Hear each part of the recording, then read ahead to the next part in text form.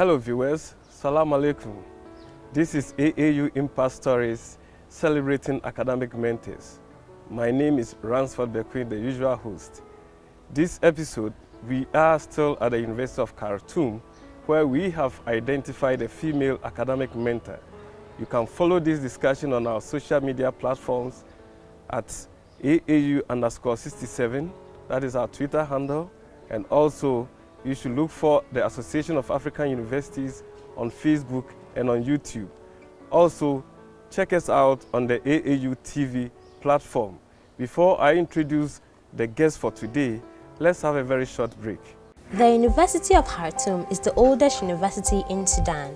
It has a lot of faculties, and this includes the science faculty. The science faculty has a lot of facilities, and among them is the Microbial Culture Collection Unit, MCCU.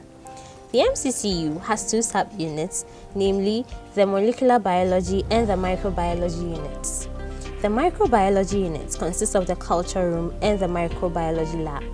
The Microbiology lab is well equipped with state-of-the-art facilities to conduct analysis on bacteria and other microbes. The bacteria are then sent to the culture room for incubation based on two temperatures, that is, the cold and the room temperature. There is also a freeze dryer that converts bacteria into powdery forms to be stored over time. The Molecular Biology unit is where DNAs are extracted using equipment such as microwaves. Other facilities of the unit include the sterilization room, where all equipment used in the unit are sterilized. It is also where the microbes used in the various experiments are killed. A cold room, where samples such as DNA and media are kept, as well as a meeting room where seminars and experiments are done. Welcome back, viewers, to AAU Impact Stories, where we are celebrating academic mentors. Before the break, I have said that we have identified a female icon at the University of Khartoum, and it is my pleasure to introduce Professor Siyadat El Tiyani Mohamed Yassim. Professor, welcome. You are welcome. How are you? Fine, thank you. Professor, you look very strong. What is the secret? Secrets, we take things easy. You take things easy? Yeah. Mm-hmm. Without annoying myself for small things. Okay. Concentrating in my work, my family, okay, and my own life. Good. We're going to talk about your work, your family, and your own life. Can you tell us about your beginnings growing up as a child? Actually, I'm from Khartoum. Okay. All my life here. I received all my elementary, secondary, and higher education in Khartoum, of course, the University of Khartoum. Okay. And I joined the university after that as a staff member. Okay. But my life was very happy. Very happy. Well, growing up, I think you grew up before Sudan had its independence. Yes. Yeah. Were there challenges for female students, or I mean, in secondary schools, whether females were allowed to go to school, or there was a breakthrough for you at a point? Yes, because I am from Khartoum. Okay. It was better than the other remote areas. Okay. And for female education was smooth. And my family understand. My father is a well-educated from Gordon Memorial College, and he appreciates female education. Actually, I joined the university very easy, and I proceeded for my postgraduate studies at the University of Cambridge, England, alone. And of course, I was not married at that time, and I did all my things very smooth. Okay, so your father played a key role in mentoring you? Yes. Okay. Yes. What about your mother? Yeah, she was also a pillar behind your success. Yes, she's also educated, and she understands female education or women education, particular at that time. And actually, they advised me and they guided me in all my life. Okay. So before you entered into the university, that is University of Khartoum. Yes. Who influenced you to branch into botany? Actually, ex-professor Muhammad Abdel Fattah Al-Gassas. Okay. Actually, I've been graduated with biology. You graduated in biology degree. And I scored a very good result in zoology and botany. Okay. He asked me, if possible, not to go to zoology because my interest at that time to do plant physiology. Okay. And at that time, most of them were expats and not Sudanese. Okay. Said it's very suitable for you as a female to take this specialization. Mm. He advised me to take botany and within botany disciplines to take plant physiology. Okay. And I did. Okay, congratulations. Yes. Viewers, you are following us on our AAU social media platforms, and I'm interviewing Professor Yassim. Prof, so when you graduated in 1966 at the University of Khartoum, you had your honorary degree in botany. Yes. Did you marry then? No. So what did you do? I proceeded for my Master's? master degree.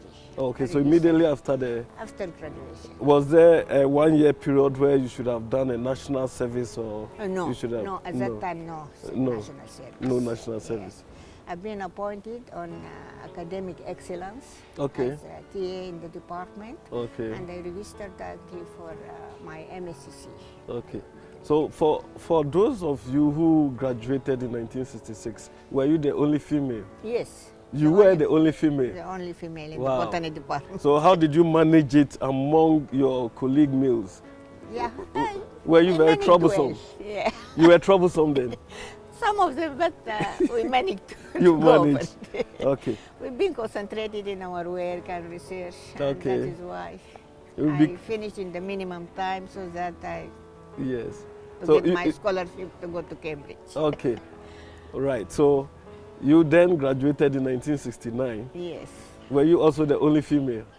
the only female. The only female. So, but during the time, were there other students from other universities who joined you at the University of Khartoum during the masters? Yes, some. Okay. Yeah. But they were all males. Yeah, all males. Was botany not attractive? Not in that sense. Mm. Most people now they don't understand exactly what botany means. Okay. And they know about agriculture, they know about forestry, but not botany as a subject. Botany actually is the mother or the father of agriculture, forestry, and all things dealing with plants. Okay. I've been wondering, when you were choosing botany after the first degree, I thought maybe other professions like law or like economics, like, business, accounting would have attracted you to shift the focus. While you concentrated on botany. On botany. Actually, I like biology. You like biology? Biology. Okay. So when you graduated with your master's, did you get a scholarship to do your PhD? Yes, got it from the British Council. You had it from the British Council? Yeah. So you did your PhD where? At Cambridge University. In London? In London. That is prestigious university. Yes. So when you entered Cambridge, was there any cultural shock for you? Because you have stayed all your life here in Khartoum and you've gone to a different environment. Yes, but I joined Newnham College. Okay. And of course it's for women, one of the women colleges. It's one for the women college. Yes. So you were That not the time. only woman then? Yeah. Okay. The hundreds of them. The hundreds of them. Yes. And you made some new friends? Yes. Okay. Do you remember some of your friends there? Yes. I know one from Australia, Elizabeth. Okay. And, one from India, Sudishna Chakravarti. One from France. Okay. And most of them, because we live together in a hostel. Okay. About 13 nationalities in one house. Wow. Wow. That is a great network. Yes. Why did you not stay in London after your PhD? Actually, this is for family reasons. My father was very sick at some time when I finished my PhD, and considered one of the oldest daughter for. That is why I have to come and to see my mother and father. Okay. Actually, I had a very good chance to stay there. You had a very good chance. Yes. UK or maybe. But I prefer to come back to see my parents. You are a patriot. Yeah. Okay. So you came back. What did you do? Did you get employment or? Directly. Directly. Where? The moment I returned from Cambridge, been appointed here. Oh, really?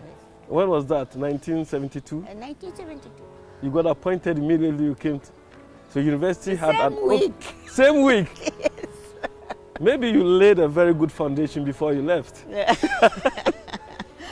That is good to know. Okay, so you came back and you got appointed at the Department of Botany? Botany. As what?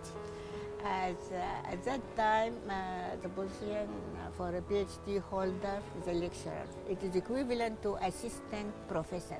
Okay, so you became an assistant professor. Yes. Yeah. Were you doing only laboratory work or you were also teaching? I teach. I taught all classes from the first year till the BSc honors. Okay. Okay. Students. That is when you were playing a role for an assistant. Actually, at that time, I was the only plant physiologist in the department. Wow. I used to teach all the classes, plant physiology. I guess you were the only female. Yes. And she was the only female. And she has stayed on till now, till date. She is still at the Department of Botany. Yes. As a professor and as a dean. No. As a professor. As a professor. As a professor. Yes. Viewers, let's take a very short break, and when we come back, we shall talk about Professor Yassim's role here at the Department of Botany, University of Khartoum. Stay tuned in. Welcome to the University of Khartoum, which was set up in 1902 in Khartoum, Sudan. The university has a lot of antique buildings, and among them is the University of Khartoum Library, which is one of the oldest buildings of the university. It was set up in the early 20th century. The library has benefited from some donations, and these include the Turkish and the Japanese corners. The Turkish corner was refurbished by the Turkish Cooperation Agency, and the Japanese corner was also refurbished by the Japanese International Cooperation Agency. The main entrance of the library has two big halls, the Western Hall and the Eastern Hall. These great halls house historic collections of the university. The university library facilities include an antique conference room that is a popular destination for numerous conferences and public lectures. The library is also a repository of ancient manuscripts, photos, newspapers, and very old maps of regions, countries, and Africa. A majority of the manuscripts are in Arabic. Among the artifacts in the library are a 900-year-old Holy Quran, a 20 volumes description of Egypt by Napoleon Bonaparte and a group of French scholars. There is the Sudan Almanac, which is over 100 years old, as well as a Holy Quran, which was donated by the President of the Sudanese Senate in the 1950s. University of Khartoum Library is a must visit to the first-time visitor, as well as researchers and other academics who visit Sudan. Welcome back, viewers. We are interviewing Professor Yassim, who is a professor at the Department of Botany, University of Khartoum. Before we went on a break, she had told us about her humble beginnings and about her schooling days here at the University of Khartoum and then later at the University of Cambridge. And now we're going to focus on her work here at the University of Khartoum. Professor, you have taught for 46, 47 years. Yes. Wow. 47 years? Yes, but since 2010, I left the junior classes for the young staff member in plant physiology. Now I teach first year students only and postgraduate students for MSc courses. Do you know the number of people you have mentored, you have actually trained in terms of, you know, BSc, Masters, particularly the Masters and PhD? Yes. For master students, I supervise in collaboration with some of staff members from other universities, about 60 MSc students. You have supervised 60 MSc students? Yeah, with, sometimes with co-supervisors from other institutes. And for PhD students, I supervise about 30. Some of them now, they are holding positions in the department, in the University of Khartoum, and in other research centers and institutions. Do you do a tracer of whom you have supervised, where they are? Yes, because I collaborate with them till now, and they come back to sometimes to ask advice, to seek some sort of help. Okay. And all of them are welcome anytime. So that is wonderful. So you know where your students are. Are some professors? Yes, some of them professors. In the department, one of my PhD students, Professor Sakina Yaj. Okay. She's working here in the department with us. That is a triple effect. Dr. Ikram Madani is one of my PhD students. I co-supervised Professor Adil Ali Hussein in the Forestry Research Center at Soba. I supervised Professor Saida Mahjoub and Professor Yahya Hamid Ali, two professors there. Wow. And Professor Mawahib Al-Amin Mohammed at the Nilan University. He was ex-Dean Faculty of Science there.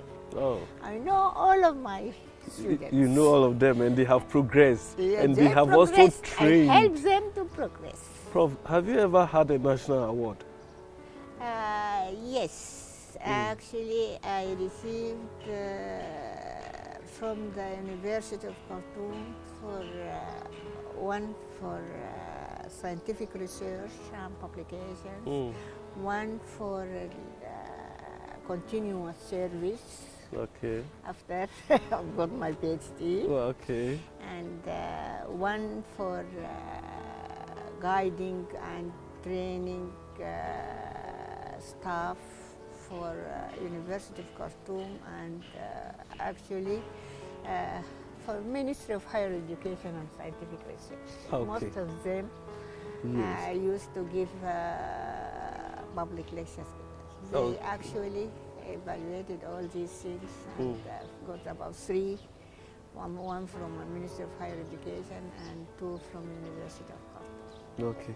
And I realized that your research was focused on plant medicine. Yes. Can we talk a little bit about plant medicine? Yes, okay. Of course. So, what is the role of plant medicine in leading to the healthcare and health delivery services in Khartoum? Actually, I started immediately after my graduation. I was thinking about what to do, something different from my colleagues. And staying with my grandmother for a long time, actually I noticed that they use a lot of herbs. Yes. And sometimes they collect them directly from the field and use them. Being a botanist, I started to think what my grandmother was doing and what sort of plants she was collecting. Yes. I started with the wild growing plants of medicinal value. And I work with Oncalotropis, this is a milkweed, or Sodom apple as they call it. I work with different type of sun species, with argel, Solenstemma argel. Is a very common medicinal plant in every Sudanese house. Wow. Okay, Prof, we are going to talk deeply about your role in promoting plant medicine in Sudan. Yes. But viewers, just stay tuned in. We're going for a very short break, and when we come back, we talk with Prof Yassim on the role that she's been playing in promoting plant medicine in Sudan.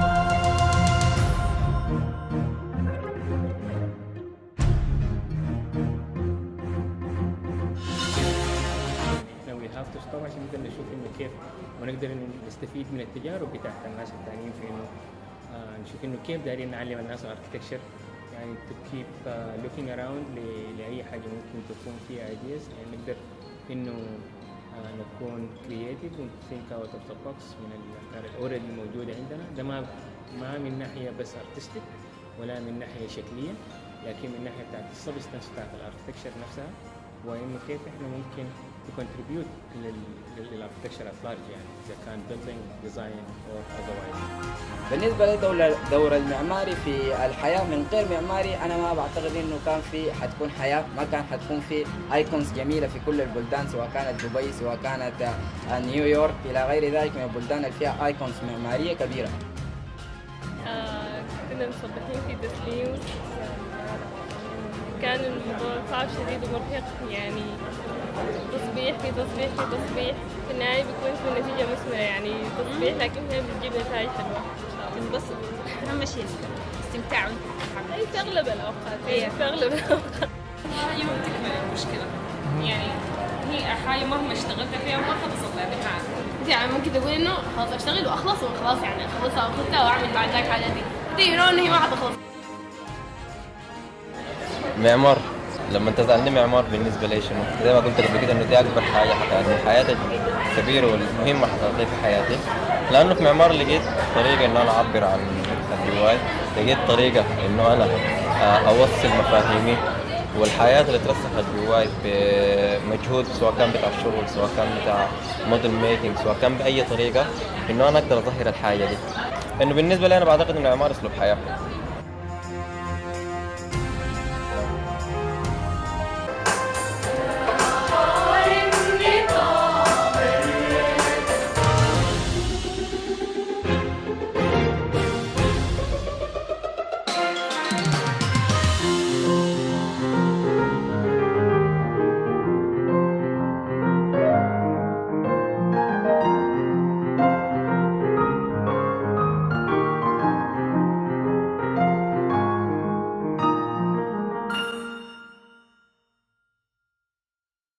Viewers, welcome back.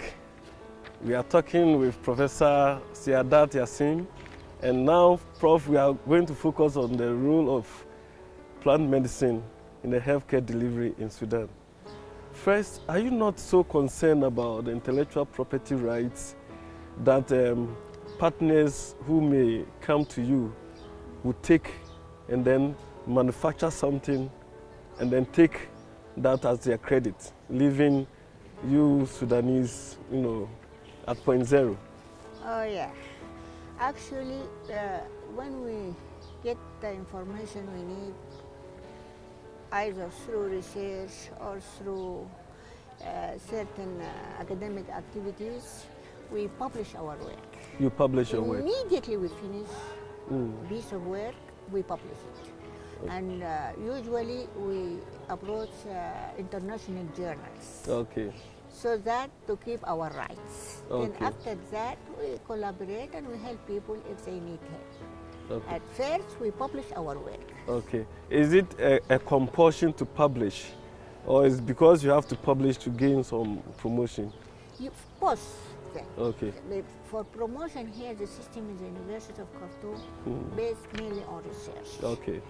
And for status of professor, they need experience, community service, and administrative responsibilities. Okay. And for the first stage, from assistant professor to associate professor, we concentrated on research. Okay. And that is why most of my students, they work from the 80s, early 80s till the... In fact, I'm concerned with the rush to publish instead of commercializing your prototypes. Yeah. Why don't you commercialize, and then that becomes also part of the award system in the university? For commercialization, we need to go through certain stages. First, to identify plants, to work out the product. Okay. After working out the product, this stage, before it, one should work out all things related with the product. For example, the toxicological studies. Okay. And here we need collaboration with pharmacists, and we need sometimes medical doctors to do certain jobs before we reach the stage of commercialization. Right. And that is why one should be very careful before commercialization. Okay. And for botanists, actually, we need to work with chemists to identify the active principles, the active compounds, to isolate it. We need taxonomists, field taxonomists to identify the plants, to make sure that these are the right plants. Especially in Sudan, many people, they use the same name for different plant species. Okay. And this might lead sometimes to fatal cases. Fatal cases. Especially if the plant has got some toxicity. And for poisonous plants, most of medicinal plants, they have got some sort of toxicity because toxicity is dose dependent. And if people, they take the product and they use it without knowing the right dose, and this is the job of the pharmacist and the medical doctor. One should be very careful. And that is why commercialization, we handle it with a little scare. We don't encourage people. This is a real challenge. Yes, it's a real challenge. But we collaborate with the people concerned, and sometimes we release some of the products, especially for things like dermatophytes. Because to take things orally is a little bit risky. Exactly. But for external use, we manage and we register some of the products with the Ministry of Health, Federal Ministry of Health, and it worked. It was good. So are there some products that your department has been able to release no, to no. This is the help with the Ministry of Health. The Ministry of Health. Ministry of Health. Because there are certain rules and regulations. So there are official policies. Yes, official. Regarding. So I want to find out, do you then apply alternative medicine, plant medicine? Do you have special clinics that, use that in treatment of ailments? No. Actually, here in the department, we do not usually encourage people to do this. Others, if they need our help and advice, we help them. But they do these things. They sell some of the products on their own responsibilities. So then specifically, what does the department do? Training? Training. I'm going to summarize some of the things we did. Actually, we group medicinal plant into 3 categories. All right. First one, forestry. Products like cultivated crops and wild growing herbs. For forest trees, we know some of them are food medicinal plants, like baobab, like tamarinds, and others. And these food medicinal plants, they are not a problem for us. And they are well known in Sudan.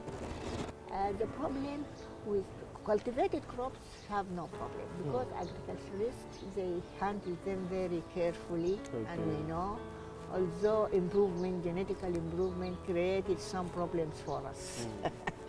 And for the wild growing plant, I made a great effort to collect and to identify the most commonly used herbs in Sudan, in different parts of Sudan, before the separation of southern Sudan. And we collected about 850 plant species fully identified.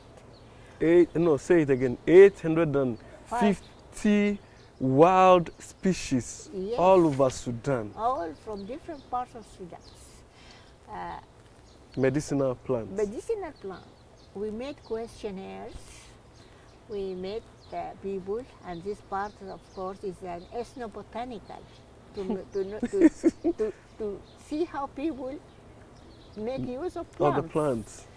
And of course, we identified the medicinal ones.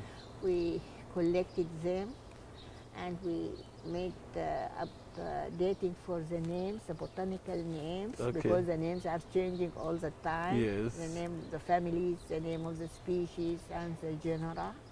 And we collected samples from different localities if the plant is widespread in Sudan to see the differences. Of course, there are many geographical differences. We want to see if there are any differences in the chemical constitution of the plants collected from the different parts. For example, we get balanitis from Damascene, from southern Blue Nile area, from Kordofan, from Darfur, from Gaddarif, and then we compare these different, and we call them ecotypes. Ecotypes. Ecotypes, and we see the best one. Then we use biotechnological means to improve them. And I joined reforestation programs with the Forestry Research Center and the National Forestry Corporation. And we managed to help the farmers there to replant with good quality trees. Good. This is one of the efforts, and I did, and I'm really proud of doing this for Acacia Senegal, the gum Arabic tree. Oh, really? Yeah. I've got some of my students, Dr. Saida Khalil, now he is in charge of the reforestation programs with the World Park, especially for Acacia Senegal, subspecies Senegal, which I think is something good for Sudan. Very good. Very good for Sudan. It reminds me, so do you collaborate with other universities in Sudan? Yes. In what ways? For example, for gum Arabic tree, I collaborate with University of Kordofan at Kordofan, okay. I trained some of the staff members there. And they are doing the work for us. 3 of my PhD students from the University of Kordofan, especially for the gum Arabic way. Wow.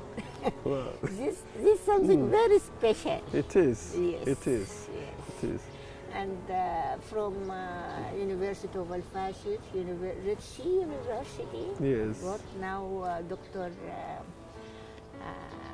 Nahid Abdurrahim Osman. He's a marine biologist. We are working on some red algae from the Red Sea coast. I was just going to ask whether you only do land plants and not sea plants.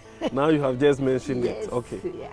Okay. And we work also on some plants from Shad, Lake of Shad. Lake Shad, okay. Lake Shad.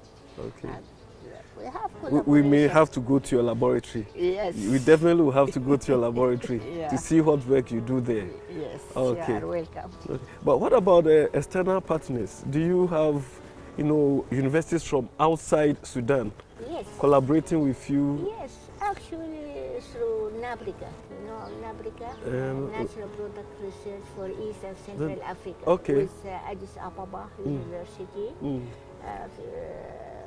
One from the Department of Organic Chemistry, Professor Ernest Stan. We try to work with him for certain things. And also from Egypt, work on Solanistem argil. And of course, Europe, I used to work in collaboration with many of the people in the British universities. At Edinburgh, at University at Ashford, University of Kent, and University of London, Cambridge University. Oh, that's a lot. Sheffield, Leicester University. I collaborate. You have a wide network. A wide network. Because Viewers, Professor Yassim is a person worth mentioning to the whole world. She's done so much for Africa, but for now, she's focusing on her country, Khartoum. AAU TV, we are promoting Professor Siyadat Yassim. let's go for a short break, and when we come back, we shall talk about her social life.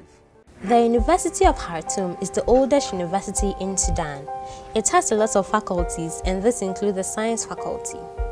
The science faculty has a lot of facilities, and among them is the Microbial Culture Collection Unit, MCCU.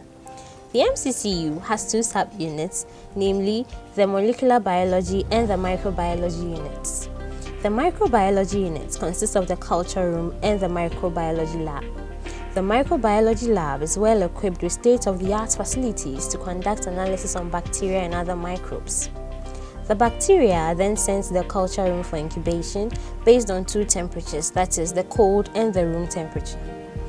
There is also a freeze dryer that converts bacteria into powdery forms to be stored over time. The Molecular Biology unit is where DNAs are extracted using equipment such as microwaves. Other facilities of the unit include a sterilization room, where all equipment used in the unit are sterilized. It is also where the microbes used in the various experiments are killed. A cold room, where samples such as DNA and media are kept, as well as a meeting room where seminars and experiments are done. Viewers, welcome back. We've been interviewing Professor Siyadat El Tiyani Mohamed Yassim, who is a professor here at the University of Khartoum Department of Botany.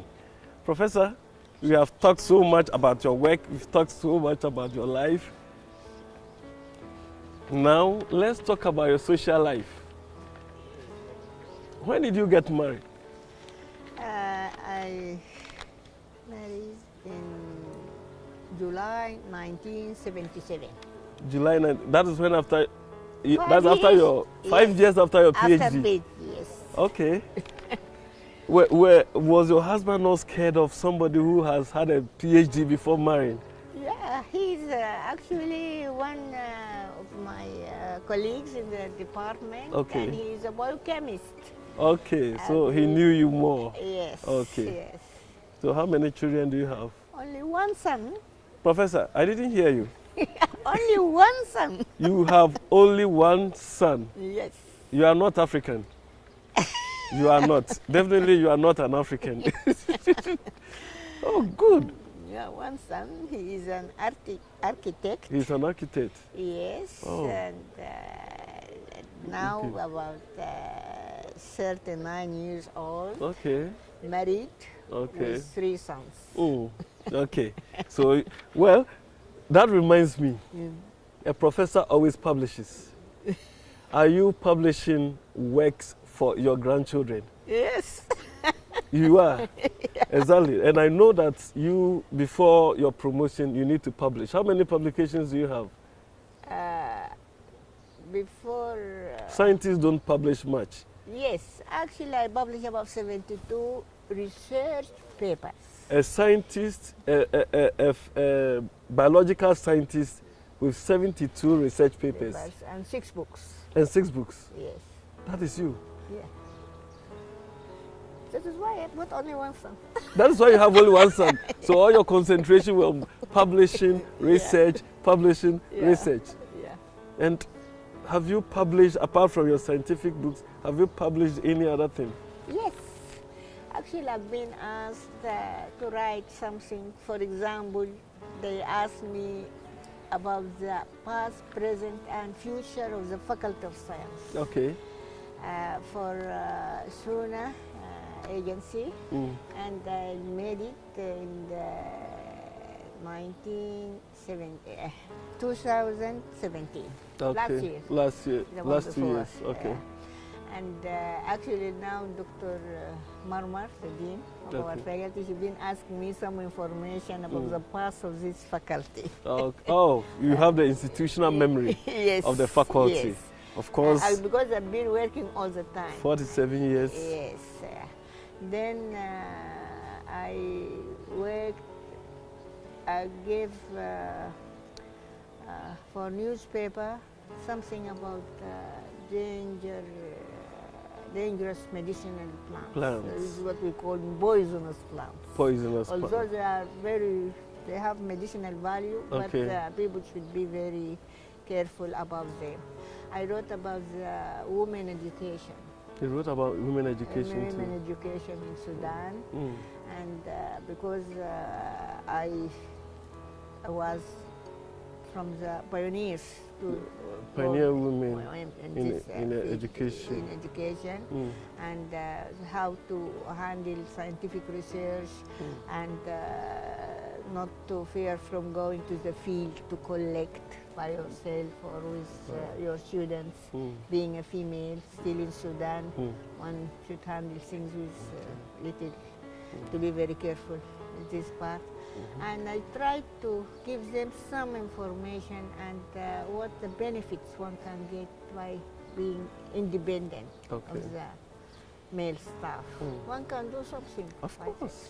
Yeah. Because you broke through in a male-dominated environment. By going to study abroad, also something.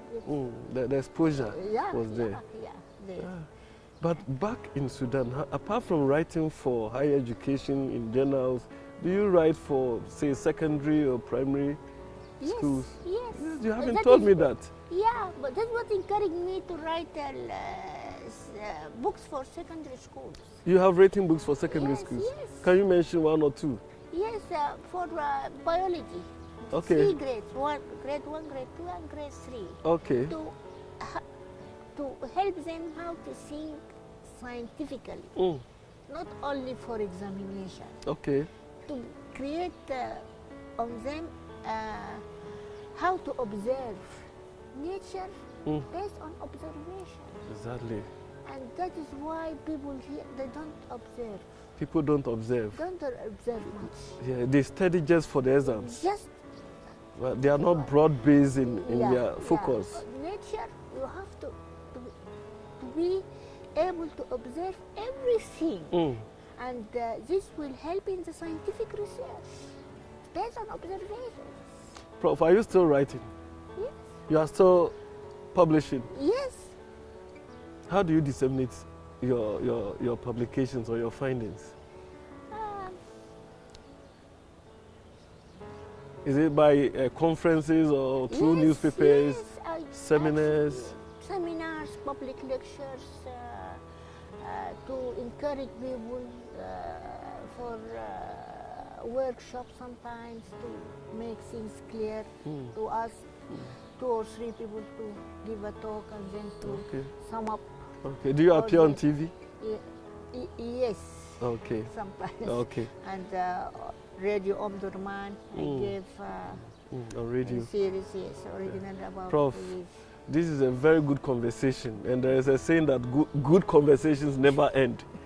But we want to end and go to your laboratory to see what you have also done there. Yes. Okay. But before we wrap up finally, say your final words to our viewers, words of encouragement. Oh yes, first I would like to thank you very much for giving me this chance to give something about what I've been doing for more than 50 years. Yes. This considered one of the oldest institutions for higher education in Sudan, and I would like to say that to forget about the gender, male or female, and to be very confident in yourself, and to lead research, to lead any sort of scientific work for society improvement or any sort of things without fearing being a female or even an old woman like me. Not to stop thinking. I feel the last moment of my life I've tried to hold my pen and to write, to hold and to talk and to give lectures and to do everything. So you have no leisure? Yes. Okay. I have to take. Okay. Viewers, this is yet the end of another episode of Celebrating Academic Mentors. And today you have been hearing Professor Siyadat El Tiyani Mohamed Yassim, who is a professor at the Faculty of Botany, University of Khartoum. Please stay tuned in for yet another episode when we come your way next week. Take care.